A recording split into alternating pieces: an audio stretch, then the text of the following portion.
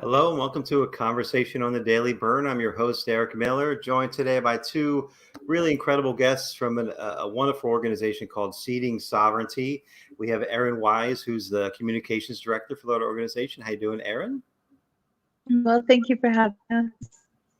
Thank you for joining. And Kourtney Dunning, who is Land Defense and Community Liberation Director. That's a mouthful. How you doing, Kourtney? I'm great. How are you? Great.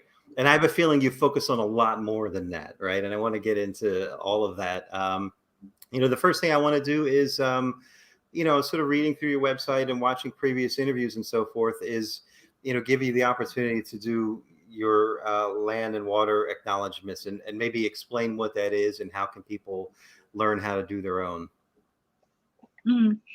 Yes. I want to thank you. Right now I'm a guest on Tiwa territory in India, which is so-called Albuquerque in New Mexico. And I don't know if Kourtney cares to share as well, but I'm a guest here from the Hickory Apache Nation and Laguna Pueblo, which are two neighboring territories. And I'm guest on many lands. I'm on Navajo land, Hopi, Southern Paiute, Western Apache, Havasupai, and Wallapai. We call it Kintlani up here, which is basically just town in Dene, and that represents Northern Arizona. Great. Yeah, thank you for doing that. And, I want to ask, Eryn, I saw on Democracy Now! I think Amy Goodman mentioned you're writing a book on this. Am I correct about that? No, I'm not writing a book, but we definitely we're not writing a book, but we definitely do strive to have folks, be aware of the territories that they occupy as guests on lands that are unceded, that were taken by force and colonial genocide. It's very important for people to not only acknowledge the lands, but also the waterways that are living and that are providing life to the lands that they occupy. We also acknowledge that, a lot of these lifeways have been taken from our people. So part of the conversation that we're trying to start is that we acknowledge the fact that y'all are guests, but we want you to recognize that you are too. And also that these territories will return to Indigenous hands. The intention is that folks, do start seeking out a return to their own homelands and reconnecting to their own roots instead of it continually reach for them on territories that they don't lay claim to. So what if someone wanted to investigate that, what resources would you point them to is kind of what I was. Oh, okay. Yeah, I would say that, there are many websites. There is one land app that is transitioning from being non-native into, I think, an all Indigenous-led collective, and that's the Native Land app that was started in Canada, as far as I'm aware, and they're going to continue moving that into Indigenous mapping. More Indigenous tribal historic preservation officers are getting involved, so they can confirm the territories that folks are acknowledged. So that would be native-land.ca. But beyond the app, we also ask folks to actually reach out to their communities and to, make a point to talk to folks within their communities to avoid pan-indigenizing, a lot of the spaces that people try and hold as so-called allies. Right on. Okay, good. Yeah, thanks for that. So let's get into Seeding Sovereignty. I guess the good place to start would be, the mission. What's the mission statement, if you will, of Seeding Sovereignty? Do you want to take this or do you want me to go? I kind of want you to go on this one. Okay. Yeah. I'm not going to read it off of our website, but basically we are a primarily Indigenous-led collective. We do have folks at the global majority that work with us, Black kin that we are aligned with. The work that we do is centered around land and body sovereignty and seeking liberation for all folks on global Indigenous and Black kin, folks that have been taken and displaced, and folks that are, existing in different diaspora as a community in general, not just here in Turtle Island, but, around the world. It's something that we've really been trying to do because a lot of the kin that we've met since starting this collective, our executive director, has worked with global Indigenous populations and communities and has really tried to bring that piece into the work that we do, encouraging us to unify, not just here, but with global Indigenous struggles. Amazing. Yeah, that's great. So I'll pull up the website in a minute. It's seedingsovereignty.org, and there's a bunch of resources, and all of your campaigns and so forth are listed on there, and people can donate. Obviously, it's a nonprofit. People can donate, right? And are encouraged to donate. Please donate, right? I'll mention that a bunch of times as we go. I want to ask about some of the campaigns, like your areas of focus, sort of at present, right? I know COVID disproportionately hit the Navajo Nation and so forth. You've been doing a mask drive. Can you talk about that? Is it still trending in that way? Are there glimmers of hope? What's COVID looking like? Do you want to talk about what's happening right now in Kinilani? Yeah, of course. So COVID is still devastating our communities out here. Obviously, vaccines aren't being distributed quick enough, and they're definitely not going toward unsheltered folks, which is where the majority of our mutual aid is centered, is at least in Kinilani, where we're helping out unsheltered people who are disproportionately Indigenous folks and mostly Navajo. It's also like winter, like 8 months out of the year here. So we have been collecting masks. We are no longer collecting masks because we have collected so many masks that it's like hard to keep up with the distribution of it. But yeah, what that looks like is basically us like trying to offset like the way the winter impacts folks out here, just giving them warm supplies, but also like giving them bus passes and things like that help them to be able to travel right now, because a lot of people aren't really, especially a lot of us who are doing the organization, it's more likely that we're going to give COVID to an unsheltered relative than they're going to give it to us. So it makes it really hard. Whereas before we could just like stick someone in the car and bring them down to the shelter. Those types of things aren't exactly as safe right now. So yeah, that's kind of where we're at up here, dealing with a lot of state surveillance. Anytime you try to help out a community, you're going to have people watching. So that's been a little bit challenging for us as well. Yeah. Is it, I mean, speaking broadly, is it getting better or is it getting worse? Like, how is it trending? Like, how's like I said, I know it's disproportionately affecting the communities, but do you have any sense that it's getting better or getting worse? What's the pulse of it? For me, it feels like it's getting worse. I'm sure Eryn can talk to this too. I know as this second phase of COVID has happened, I have had a lot more people close to me pass. And yeah, like a lot of the resources are being expended. So at least out here where there are other nonprofits who are supposed to be housing and shelter folks when they get sick, they're running out of money or just not really using it maybe wisely. So where people were getting a lot of funding in the beginning of the pandemic around last spring and summertime, that's not coming through anymore. So that's how it is out here up in the mountains. Right. Anything? I just want to, I do want to give a snapshot just so folks have an idea of what our initiative did. In 2020, we actually distributed over 100,000 pieces of personal protective equipment prior to August. So we actually got out not only masks, but we actually purchased over $20,000 worth of KN95 masks, surgical masks that went out to over 30 different tribal nations.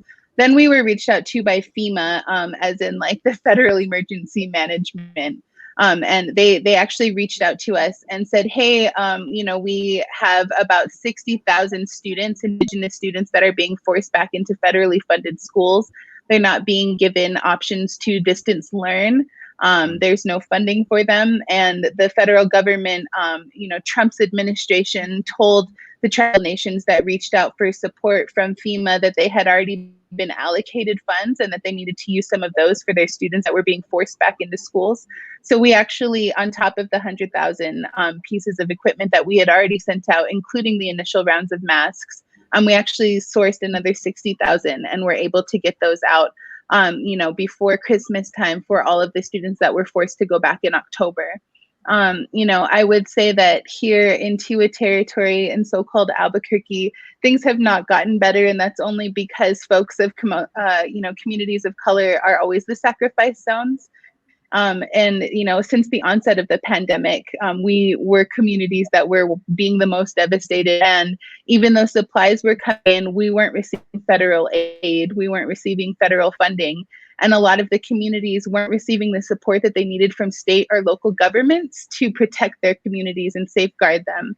What ended up happening, especially on the Navajo Nation, was that there were whole households that were taken out, intergenerational households, whole, family lines decimated, because there were people in cities like, border towns where border violence is incredibly high, in like Farmington, New Mexico, where the, local governments flat out refused and vehemently denied access for peoples that were coming in from, outerlying regions to come in and do their shopping. And they weren't allowing them any support. They weren't allowing them to get medicine. They weren't allowing them to get tested. And then what they were allowing were these pastors to go out into the communities who were infected to bless the people. And I mean, you think about the layers of historical trauma that are happening, and it's a continuation of the colonial project, really. I mean, they brought disease here to us when they wanted to decimate us the first time, and they allowed disease back into our communities.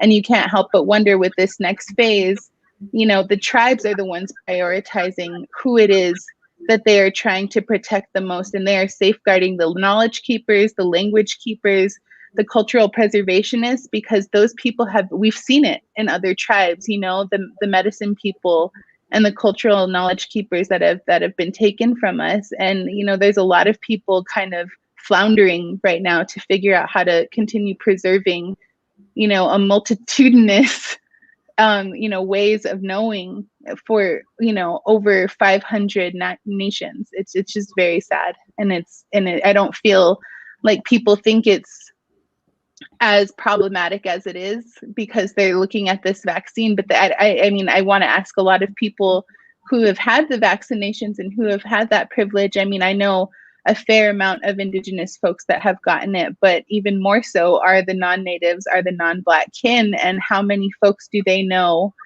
that aren't white that have been afforded the same opportunities? And would they give it up? Would they give up their vaccination to a cultural preservation knowledge keeper? Is it important to you as an ally to give that up? Is that something you could even ask yourself? I mean, those are questions, I pose to our community support networks, I guess. Yeah. Great question. I haven't even looked about my eligibility. Like I'm not either. There's so many more people ahead of line of me, personally, I'm not even in the realm of that. So yeah, I mean, that's such a great point. So how, what are the biggest obstacles to that? Like, well, how can we turn that around? How can we reverse that momentum? Like you said, it's generational, but what are some first steps? What are some tangible things that people can do to help, sort of turn that tide, if you will? Being up here in the mountains, I would say for people to stop coming here. For them to stop traveling. I live in a tourist destination. It's also a border town. And when I say people, I mean like white folk, because a lot of people do come from Navajo Nation on the first of the month, because this is the only place that they can get supplies. And we're already a really small town with a really tiny capacity. But the problem is that there's like hundreds of thousands of people coming in to go snowboarding on our sacred peaks, and which are literally they're spraying like contaminated water onto, and it's destroying medicines. That's like the most bottom of the line, like basic ask is like stop coming here, stop traveling here. Yeah, I think also that, one of the biggest things that folks can do is look into their local mutual aid networks. Seeding Sovereignty has done a lot of work in kinship with folks like Pueblo Action Alliance. Here in New Mexico, we wouldn't have been able to accomplish everything that we had done, without the support of, other local organizations. There's also Albuquerque Mutual Aid that we've worked with. We now are uplifting a local Black farmer who is a part of our collective, and they are actually stewarding, land that they are going to then, take the produce that they grow, and they're going to turn it over to the mutual aid that is here in Albuquerque so that they can continue providing fresh foods to the communities. I think it's, folks need to be really looking at how they can actively source their skill set and see what it is they're able to offer their communities free of cost or at a lower cost, so that people, who are struggling in this time aren't, having to ask so much as having it being offered. I think that people really think that everything is based in charity, and we're really trying to encourage folks to look at mutual aid as an ongoing way to provide community defense and sovereignty for neighborhoods. There's, really, really tapping into food sovereignty, encouraging people to grow their own food, learns how to, work with other people to build community gardens. I even, back when I lived in Minnesota, we used to, all pitch in on like a cow every year, and different family would, take pieces and portions of the beef, and you would have meat, on the reservation. My mom is a hunter. She hunts and she gives all her meat to elders because she knows that, they can't go out and do that for themselves, and they need that food to sustain themselves. And that those are part of our cultural cornerstones, is acting in kinship, being in reciprocity with folks, and doing things because it's the right thing to do. I don't know, folks keep asking us why it is or how it is we've sustained this long. And I think it's just because we've maintained the conversation with our collective and our audience, about why communities of color matter, as ridiculous as it seems to continually be having to impress upon people why our lives are, worth living.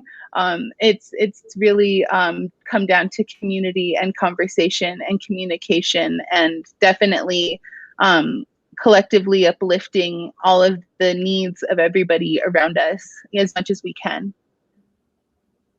Great. Yeah. Before I get too much further along, I do want to share the website. So seedingsovereignty.org. Like I mentioned, there's a lot of resources on here. There's a white guilt guide, which is awesome. Mm-hmm. You have I forget the renaming. It's the Thanksgiving. What's it called?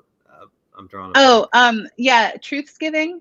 That's not something we center as much as we just center like deconstructing colonial holidays. Of course, right? Yeah.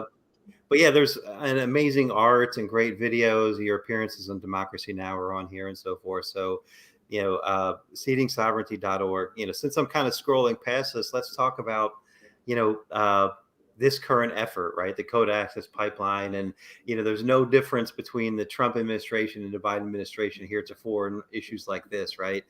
Can you talk about that as a frontline issue and how people can get involved? Yeah, so right now we have an incredible young person working with us. Her name is Bobby Jean Three Legs, and she's worked with us off and on since we were in Standing Rock fighting the Dakota Access Pipeline in 2016. She's actually the first person, one of the first people to work for Seeding Sovereignty, and now she's our climate justice and divestment coordinator. But basically, she is working and distributing a petition, which you can see there on our website, highlighted under the video, to ask President Biden to shut down the Dakota Access Pipeline. Basically, what happened in Standing Rock in 2016 was the Army Corps of Engineers decided that they did want to shut the Dakota Access Pipeline. They made that executive decision. The order was passed. And as of, I think it was January 16th, I could be wrong on the date, but whenever President Trump came into office, one of his first executive orders was to open the KXL pipeline and then to reopen the Dakota Access Pipeline. Since that time, there have been several spills in the Dakota Access Pipeline. Several 100,000 gallons have been spilled in different areas that the pipeline was constructed in. And there have been many, many people who have gotten sick after occupying the camps. Whether or not we'll ever be able to prove that in court, that, what the United States government sprayed on us and put on us in camp made everyone ill or not, is I guess, not the issue so much at this point for us as a collective as it is to amplify the fact that there are community members still actively resisting this pipeline, and that President Biden, when he was vice president, condoned, shutting down this pipeline. And what we're really trying to do, through Bobby is, uplift community efforts. There are youth that started the Dakota Access Pipeline movement by running. They ran from North Dakota to Washington, D.C. to try and get President Obama to stop the pipeline. Those youth are still running. They just did a run last week, actually, a 93-mile run asking President Biden to build back fossil free. to kind of bring back those Obama era, beliefs in climate justice, and also to impress upon, this coming administration that Indigenous folks will not relent in any way, in protecting our territories. And that just because, there's been sort of a lull in ability for us to physically gather doesn't mean we won't. And I think, it's imperative that people, especially in the Biden administration, remember that, we were there when they were, touting Indigenous folks on stage and tokenizing us back in, 2014. And we remember, in 2021, the bullshit from back then. So we're going to call it out now and not let it, set a precedent for future interactions with our communities. Right on. Thanks for using the word bullshit. Apt. Much is made of Deb Haaland's appointment, right? And I know there's the Truth and Healing Commission with Elizabeth Warren that she put forward. I guess at the end of 2020. What does that signify? Is that inspiring in any way? I'm assuming she's a legitimate ally and so forth. Like what does that indicate for you guys?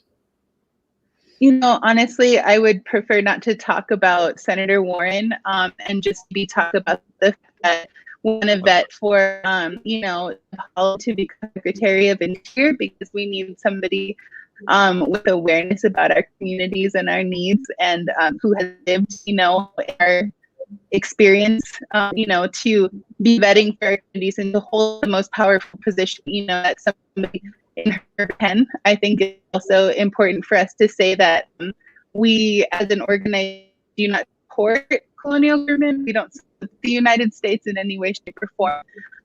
We do recognize that we have people within our communities. Deb is Laguna. She is somebody that I greatly admire. Her family are people that we all love. And I think that, we recognize that they are Indigenous peoples, they are Pueblo peoples, and we uplift them first as that, and as people of the earth, and we strive to see other people of the earth succeed. Right on. You were kind of cutting out there a little bit, but I think I got it. Kourtney, you got it. Yeah. Was that targeted at like boarding schools? When you mentioned boarding towns, like that had a bit of a focus on it, or border towns are more so like the towns that are maybe right outside of a reservation, right? And then boarding schools is like the legacy of churches and other colonial forces stealing children, basically force assimilating them. So those are a little bit different, but understood. Still pose issues. Both.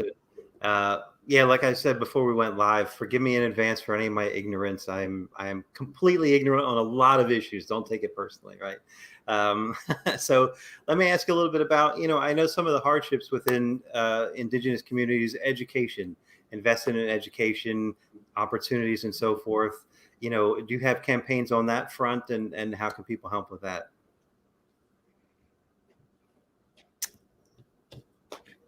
Eryn, can I go on that, or? Yeah. Sorry, I couldn't hear the. I couldn't hear the question. I apologize. I think there's construction down the street, my house. No worries. It seems like your connection is a little bit dodgy. Yeah. Sorry. I don't know if you can hear me, but I was asking about. I know education is an issue in Indigenous communities, and lack of opportunity, and malaise and depression and all that stuff. Like how can people help in that regard? And do you have any campaigns to address that? Yeah, we do actually. Kourtney has been working a lot on medicine wheels, which I think would be keen for us to talk about at this point. If you want to share, Kourtney, first, since we talked a little bit about our mutual aid already. Great. Definitely. So Medicine Wheels is it's a newer project since this winter time. And it's a little bit more youth focused, and it's about skating. It's about skateboarding. And basically, we're in this understanding that we've been in a pandemic for a year, and it's what are we doing to move our bodies and to process our emotions and all of the hard things that we have been going through. And we know for a lot of for a lot of Native youth, skating is like one of those places where you have this space to basically transform what's going on like up here, like into like movement, right? And it's also just like skating is historically always had like a counterculture to it. And so we've been trying to kind of like, think about the framework of skating in connection with our bodies and our mind, and also like being connected to land, right? So there's like you were talking about earlier, opportunities for youth to learn about like the type of land that they're on, whose land they're on, to learn how to build connection with the people whose land they're on. And if they're on their own land, to be like happy and, like to own that, like they're skating on their own land and kind of claim that for themselves. It's definitely a newer project. We have been putting some art out for it, and we are going to be focusing our efforts in Standing Rock, South Dakota, because we have connections there and ties there with Bobby Jean Three Legs, and hopefully get some youth some skateboards so they can put things together and build and have like a reason to just like, like really sit with their anger and rage too. I think that's a big part of it. Me and Eryn talk about a lot about like not pressing that our youth needs to be like happy during times that are not happy, but actually be able to like, like foster really healthy emotions about rage and anger, because these things like DAPL are happening to our communities, and our youth don't really have like a way to process those things in a way that's healthy. So. Right. Anything? Yeah. Looks like you're back. Yeah, no, I'm here. Sorry. I was also just going to add that, I mentioned it a little bit briefly earlier, but we are investing in this farm space, here in South Valley, New Mexico, where we're working, to not only provide food through our mutual aid networks, but also to facilitate spaces that are open air, socially distanced, with very small amounts of people, where folks can actually, put their hands in the earth and, just be outside and be alive. We all wear masks and we, have sanitation stations, but, somebody told us at one point, like, let the dirt take the hurt. And, like Kourtney said, there is a lot of rage, there is a lot of grief. We are watching a massacre happen in our communities.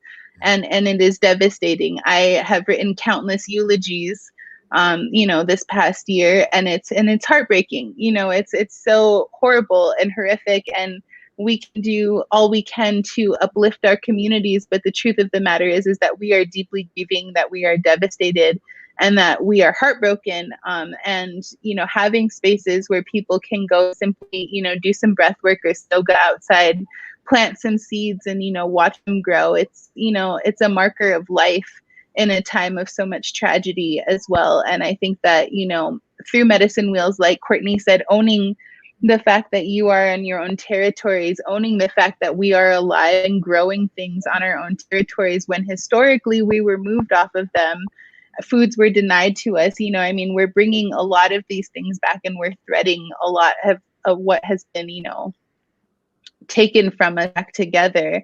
I always tease the youth that we work with. I run a program called Storytellers, and pre-pandemic would travel to different frontline communities to allow folks to tell their own stories and not have our narratives co-opted or extracted from our communities.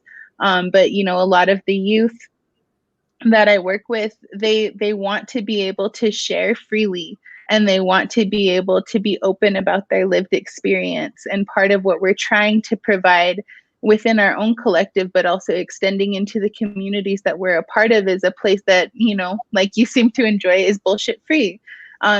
Kids are our biggest lie detectors, and they know that there is something horribly wrong with the world that they are inheriting, and that they also know, it's important for them to know that it's not their fault. None of what this world is because of them, but they can be a catalyst to change and create something and sustain something. And we do have Indigenous knowledge and wisdoms that can carry us through times of disaster like this, and simply being reminded that they are worth listening to because they carry that ancestral knowledge is really important to us. Yeah, and they have, I imagine, you know, as you were saying, and we were talking about all these issues, and there's 100 frontline issues, 1,000 frontline issues that you could devote all of your energy to, you know, and hopefully get some positive change, you know, but there are a lot of mountains to climb, right? And it's got to be daunting, right? You know, sort of a never-ending battle. And the thing that the kids probably reflect back is the hope, right? That's probably a motivator, I would think. Yeah, you know, I think, well, at least for the youth that I work with, they're just like, yeah, you know, everything's kind of shit, but like, isn't it wonderful that this sunset is here today? And I just really appreciate young people for kind of slowing things down and you know, focusing them and kind of, you know, putting a microscope where it needs to be held. Because I think, you know, at least for myself, you know, with this organization, we do so many things. We do try and help a lot of different communities, and we work nonstop. It's nice to be reminded to slow. There's a young person that we work with through Pueblo Action Alliance who just turned 13, and he's our resident DJ. And, you know, when we hang out together to do work, he always, you know, is the one that makes the playlist for us, and he always is the one rapping the best. And, you know, just being around somebody who like will watch all this crazy stuff happening and will sit there and pack hundreds of unsheltered care kits with us and then sit and, you know, rap Kendrick Lamar just because he knows it'll make everybody in the room stop and smile. Like, that's medicine that I think only our young people carry. And I feel very grateful that they're still willing to share it with us, given, you know, like I said, the world that they're inheriting. Yeah, here. Well said. That's beautiful. So let me just pull up the website one more time, seedingsovereignty.org. You know, follow their socials, you know, share this video, you know, share their messages, watch the videos. There's all kinds of stuff on here, resources, campaigns you can get involved in, donate, obviously, first and foremost. I'm assuming there's ways people can volunteer their time if they choose to as well, right? At this point, we don't have in-person volunteers, but folks can message us at connect@seedingsovereignty.org. And if they email us there and they have something that they might be able to offer, we're always looking for kind of random support. And, you know, we always welcome different folks. Resumes aren't needed, though. It's not, you know, it's a community, not a hedge fund. So, you know, we just ask that you come to us as, you know, as kin and not as, you know, a charity case. I love that. I'm gonna. It's not a community. You know, it's not a hedge fund. It's a community. I'm gonna quote you indefinitely on that line. That was awesome. Is there? You know, I'd love to have you back anytime. You know, you have a platform here. You know, like I said, I know you work on a lot of campaigns, and you know, oftentimes you're sort of riding with the news and the pipeline issues, and things are thrust upon you. Whatever. Come back anytime and talk about anything, right? But you know, in the interest of, you know, I usually try to aim these to be about a half an hour. But is there anything that we didn't cover today that's pressing that I didn't ask about that you want to make mention of? You want to center, highlight? Kourtney? You're good? No. So no. Okay. No, I think that this is perfect. I think that if, you know, we do have many other initiatives. We do have some, I think it would be good to talk about another time, you know, with other collective members. Maybe we can have Mayim or Essay or Bobby Jean, you know, come and talk about the work that they're doing on the ground. But for now, I would just say that we do have the website right now. We are transitioning to something new this coming spring. Folks can, you know, look forward to having more educational resources and also a bigger platform to learn from and with us. So I appreciate you very much, Eric. Amazing. Thank you. So before we go, I'll put you on the spot. The 3 things that people can do today to help. Sign that petition for the pipeline. Yep, I think folks can sign the petition to shut down the Dakota Access Pipeline. I think folks can also visit our website if they would like to learn more or to make a donation to support our work. There are different ways that folks can do that. And I think the last thing would be for folks to start making a plan for how they're going to give their houses and their lands and their territories to Indigenous folks after they die. There doesn't need to be a succession plan. There needs to be, you know, a dissolution plan for folks to sort of dissolve their assets and get them back into the hands of folks that deserve to, have them back. Excellent. Yeah, let's talk about that next time, because there's stages to that. There's acknowledgement, there's reclamation, right? There's yeah, I want to get into that. Awesome. Well, I love what you guys do. Obviously, I wish you didn't have to do it, but thanks for taking the time to talk with me today, and explaining things, and forgive my white male privilege ignorance if I demonstrated any, but I appreciate what you guys do, and please come back. Seedingsovereignty.org. Make a donation, sign the petition, share this video, like their socials, get involved. All right. Awesome. Keaton, thank you. Thank you guys. Have a good night. You too.